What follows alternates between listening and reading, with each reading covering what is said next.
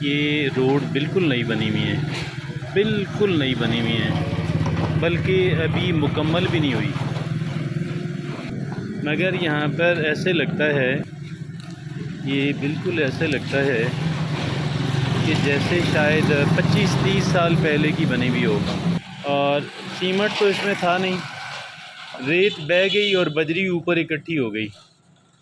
اب اس کے اوپر ٹائلیں لگا دی جائیں گی اور اس کو نیچے سے چھپا دیا جائے گا۔